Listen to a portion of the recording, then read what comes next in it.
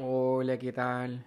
Muy buenos días, buenas tardes, buenas noches, dependiendo del horario en el que veas o escuches esto. Acá te cuento, estoy a jueves 9 de junio, son exactamente las 9:22 de la mañana. Y aprovechando que una paciente no pudo asistir a sesión, se me ocurrió la idea de retomar este proyecto que tengo que reconocer que me ha costado sacarlo adelante. Me ha faltado constancia desde ese punto de vista para darle más energía a esto. Este es el episodio número 8, eso sí, lo conté, pero me ha costado esto, así que...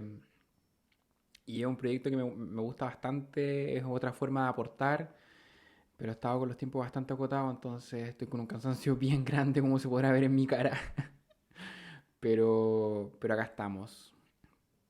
Y el tema que quiero conversar ahora, como título por nombre le puse, ¿se puede ser diferente? ¿Mi historia me define? ¿O puedo cambiar la historia? ¿Y esto a raíz de qué surge?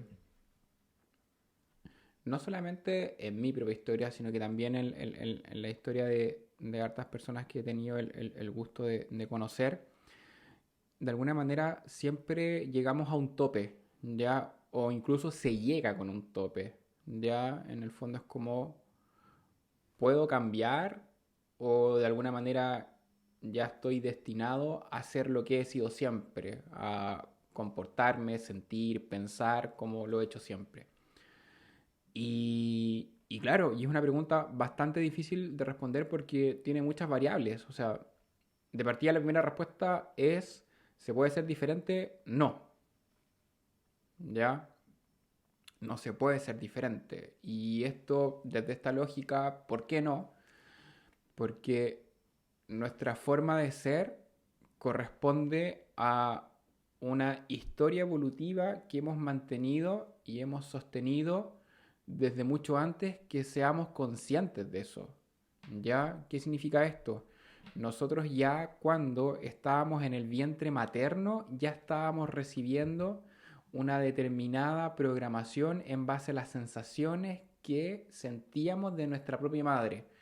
Si nuestra mamá hacía cariño en la guatita cuando nosotros estábamos adentro, si ella sentía nuestros movimientos cuando nosotros pateamos y ella también tendía a moverse con nosotros, cómo sentíamos a nuestra mamá, si se sentía algo tenso o no. Obviamente nosotros en esa característica, en ese momento del desarrollo embrionario, no había ninguna capacidad de que fuéramos capaces de darnos cuenta, ah, sí, mi mamá está triste, ah, no, mi mamá está feliz. No, para nada, pero sí estábamos de alguna manera ya recibiendo sensaciones en cantidades importantes, unas más que otras, y por ende ya nos estábamos acostumbrando a eso. Estábamos acostumbrados a que nuestra mamá estuviera tensa y se sentía de determinada forma, aunque no teníamos idea que era tensión. Estábamos acostumbrados a que nuestra mamá estuviera feliz y se sentía de determinada manera, aunque no tuviéramos idea que eso era felicidad, ¿ya? Pero sí estábamos recibiendo una serie de estimulaciones que nos llevaban a simplemente acostumbrarnos. ¿Por qué? Porque lo que era lo que más recibíamos, era lo que más estábamos acostumbrados a sentir, ¿ya? Entonces, ¿qué ocurre con esto? Que después ya cuando nos vamos desarrollando, por lo general en la gran mayoría de los casos existe una correlación entre lo que sentíamos en el vientre materno y después lo que empezábamos a vivir ya fuera del vientre materno, en la medida que ya estábamos viviendo nuestra vida. ¿Ya? Entonces, después nos empiezan a pasar una serie de hitos que algunos pueden ser muy disruptivos, que no tienen nada que ver con lo que estábamos viendo antes. Por ejemplo, nacimos en un ambiente bastante seguro y en el colegio nos hicieron bullying, ¿ya? Pero de alguna forma todo se va ordenando, ¿ya? Y nuestro cerebro todo el tiempo lo que va haciendo es ir procesando la información para un objetivo sumamente específico y concreto. ¿Y cuál es ese? Asegurar la supervivencia. Entonces el cerebro va haciendo casi como por ensayo y error, va buscando las maneras en las cuales cuando ocurren determinados tipos de cosas, llegamos a un éxito, sobrevivimos. Y eso se va repitiendo, se van encontrando resultados, va siendo reforzado, lo estamos viendo en el entorno y finalmente ya se empieza a conformar como un patrón, ¿ya? Una forma constante en la cual nosotros nos vamos moviendo. Y a eso les vamos agregando otros aspectos como el temperamento, que es la manera que nosotros tendemos a reaccionar frente a ciertos estímulos. Después pasamos al carácter, que ya tiene que ver con unos rasgos de personalidad más establecidos, con la forma en que nosotros nos vamos moviendo en nuestra vida. Ya después pasamos a estructuras de personalidad, para algunas corrientes, ya por ejemplo la que pertenezco yo, que es la corriente humanista transpersonal, y hablamos de la conformación del ego, ¿cachai? Entonces ya entramos en todo ese ámbito. Y en lo concreto es de que todo eso se va de alguna manera rigidizando. ¿Y rigidizando por qué? Porque va resultando, ¿ya? Por ejemplo, si un niño pequeño cada vez que llora es contenido por sus cuidadores, por sus padres, y eso es repetido, este niño, ¿qué es lo que va a pasar? Que va a tener una mayor facilidad para expresar este miedo, expresar esta pena, porque sabe de que en base a la experiencia, cada vez que ocurre es contenido. ¿Ya? Entonces lo más probable es que después él vaya creciendo en esta seguridad que cada vez que le ocurría algo, un cuidador lo contenía, lo hacía sentir seguro, lo tomaba en brazos, ¿ya? Lo hacía sentir protegido y él crece con esa sensación. Entonces después con el correr de los años y mientras esto continúe, ¿ya? Eso va a quedar aposado en su interior y se va a transformar en su propio mecanismo. Entonces el día de mañana cuando se sienta mal, lo más probable es de que si llega a un punto en donde ya no puede sostenerse a sí mismo, no va a tener problema en buscar ayuda, en hablarlo con gente, en hablarlo con seres queridos o hasta incluso buscar ayuda profesional, ¿ya?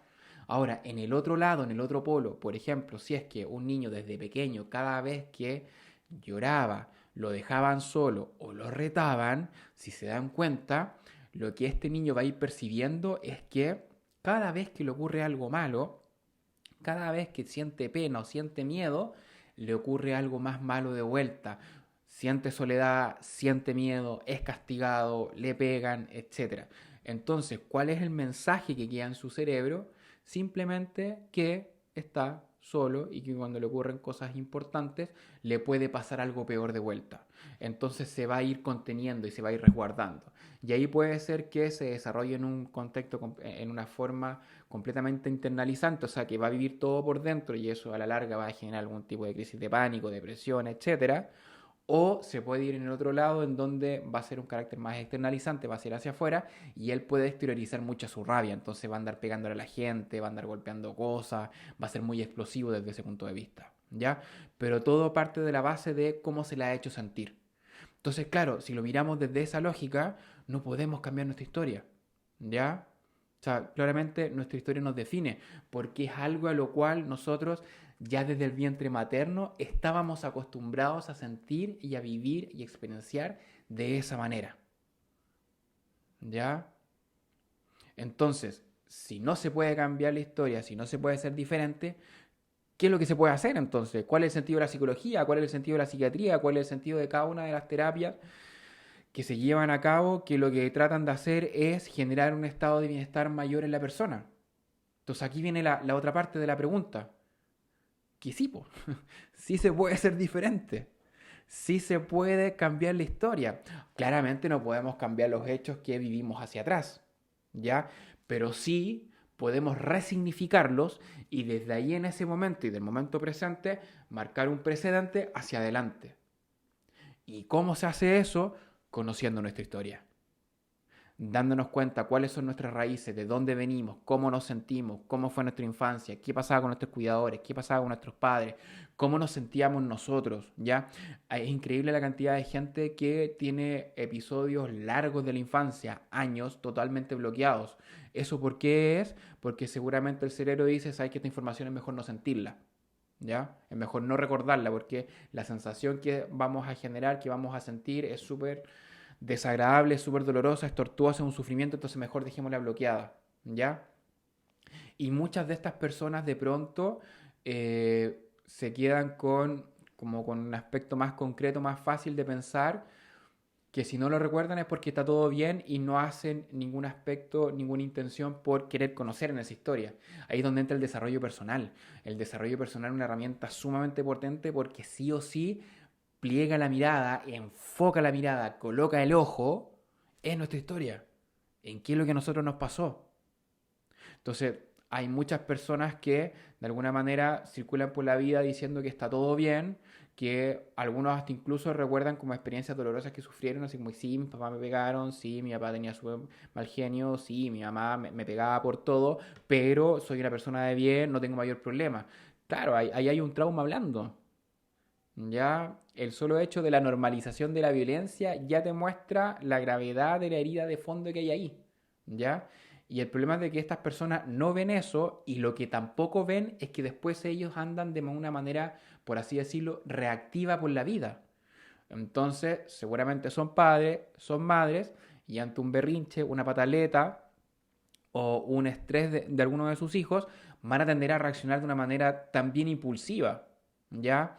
O son personas que abiertamente reconocen como las cosas que vivieron, pero dicen de que no los marcaron y están diagnosticados con una depresión que llevan por años, que llevan con medicamentos, pero que, por ejemplo, no hacen psicoterapia y se quedan solamente con la terapia farmacológica, la terapia del médico, ya sea psiquiatra, médico familiar, neurólogo, etcétera. Pero no hacen, prefieren evitar a toda costa y algunas veces ni siquiera son conscientes que no miran su historia, sino que no, está todo bien. ¿Ya? Entonces, ese está todo bien también forma parte de esta estructura. El cerebro de estas personas le dice, ¿sabéis qué? No conozcamos esta historia porque es demasiado dolorosa, así que dejémosla bloqueada. El problema es de que desde ese punto de vista la calidad de vida no es buena. No se es feliz desde esa lógica. Entonces seguramente se sostienen trabajos en donde no son felices, se sostienen relaciones, lo más probable, sumamente tóxicas, se sostienen relaciones de pareja, relaciones familiares, relaciones con amistades, donde todo se basa en esto, en esta toxicidad, en qué es lo que se hace, en cómo se aguanta, o a lo mejor hasta incluso en el otro lado, en el otro polo, se es tóxico y ni siquiera se es consciente de que se es tóxico. Hay algunos padres, hay algunas madres que generan relaciones tóxicas con sus hijos y de alguna manera juran de guata que están siendo padres excelentes y no se dan cuenta del daño que le generan a sus hijos. Hay padres de alguna manera que eh, casi como que la misión de vida con la que crearon vida a sus hijos es como suplir alguna necesidad de ellos. Como que yo siempre quise tener un niño para que me cuidara, yo siempre quise tener una hija para que me cuidara cuando yo estuviera vieja. Y eso obviamente es trauma, eso porque simplemente es coartar, no es permitir la libre expresión, la libre vivencia de este hijo, de esta hija. Entonces, por eso que se vuelve tan importante el que seamos capaces de conocer nuestra historia, porque ahí es donde podemos cambiarla. Ahí es donde podemos generar una nueva línea de tiempo, pensando como en este mundo de los superhéroes de Marvel. Ahí es donde podemos generar un cambio y que ese cambio no solamente va a ser tremendamente beneficioso para nosotros, sumamente doloroso, sí. Yo siempre le digo a mis pacientes, la terapia es dolorosa, ¿ya? Pero un cambio que va a ser provechoso, sino que también nuestro entorno, obviamente que se va a ver afectado y beneficiado por ello. Cuando una persona abre los ojos y se da cuenta que está en una relación de pareja tóxica, su vida nunca más vuelve a ser la misma.